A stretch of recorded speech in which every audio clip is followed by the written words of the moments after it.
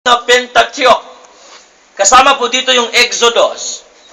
Okay? Yung the first 5 parts ng Bible, yung unang 5 bahagi, ito lamang ang pinaniniwalaan ng mga Saduceo.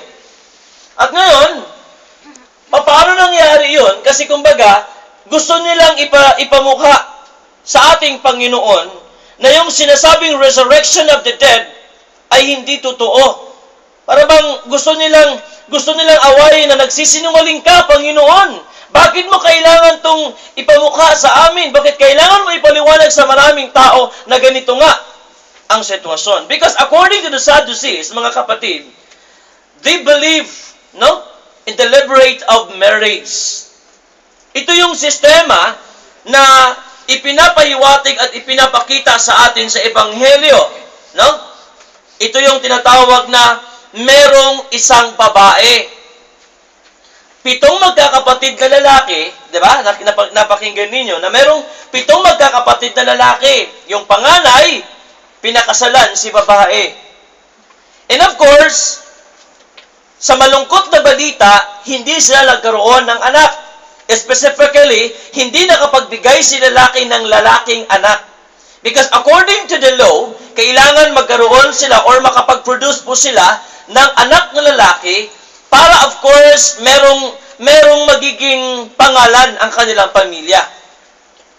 But sad to say, namatay si lalaki yung panganay.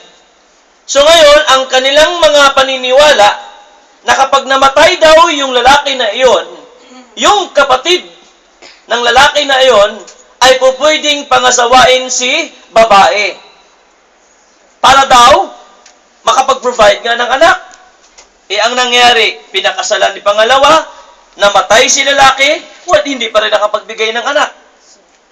The history, the belief continues to goes on hanggang sa dumating yung punto na ang 7 kapatid na lalaki ay pinakasalan din. Ngayon, hindi pa rin sila nagkaroon ng anak. Sa atin, kung ating tutunghayan yan, may mga mapaniniwala tayo na sasabihin natin na, ay matapang yung dugo ng babae. Tama ba ako? Matapang yung dugo ng babae kasi tinalo niya yung lalaki. Biruin niyo, nakapitong asawa na siya, wala pa rin na anak. O nakapitong asawa na, patay yung kanyang mga asawang lalaki. Nangyari yan sa amin, kapitbahay namin. Hindi naman umabot ng 7, 4 lang. Pero, in a different way, hindi naman magkakapatid yung 4 na lalaki. Magkakabarkada lang. Oo. Kasi iniwan nga ng lalaki na, bro, parang mamamatay na ako eh. Kapag namatay na ako, saluhin mo naman yung asawa ko. Para naman hindi siya malungkot. Kumbaga para bang bilin-bilin ba, para bang ganun. Ang ginawa naman, para bang sineryoso ni Barkada, pinakasalan nga. Hanggang sa namatay din yung pangalawa, nag-iwan na naman sa doon sa kanyang Barkada, bro, parang mamamatay ako Pangasawain mo yung ano ko kasi ang hirap, ang kawawa naman yung aming mga ganyan-ganyan. Namatay nga. Pinakasalan nga ng hanggang sa umabot yung 4. Dito ngayon, sa ating Ebanghelyo, mga kapatid, yun nga ang nangyari. 7 lalaki, magkakapatid, sa iisang babae. Pero hindi sila nagkaroon ng anak. Ngayon, hinamon nila ngayon ang Panginoon.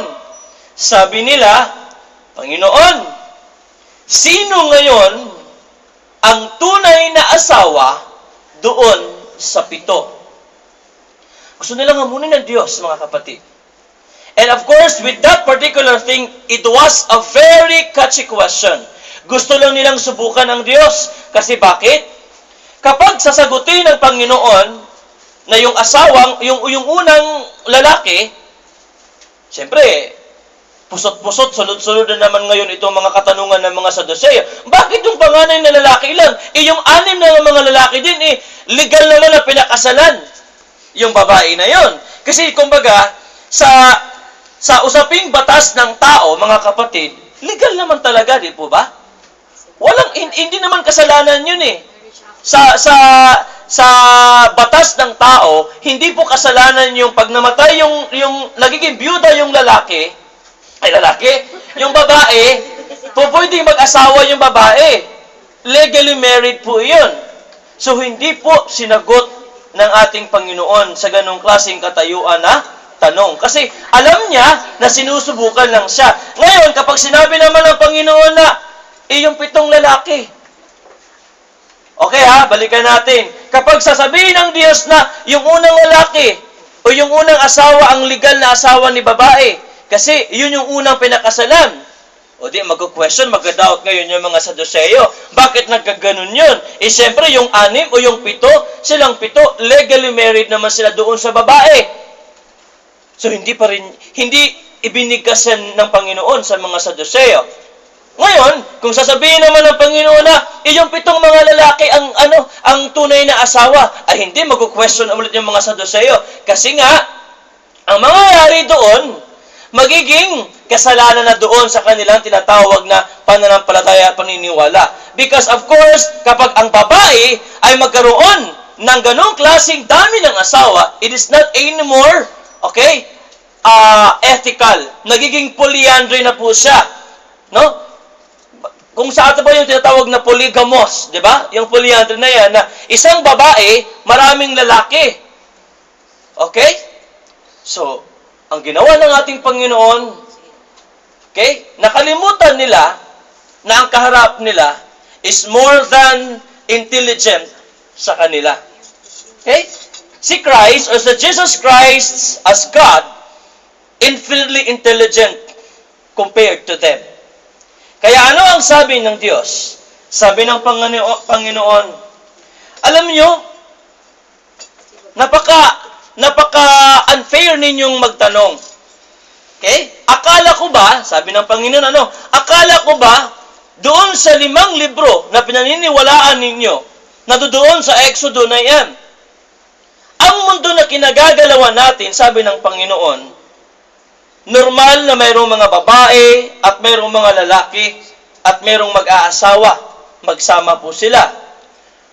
In other words, hindi po kasalanan ang magkaroon ng ganong klaseng sistema dito sa lupa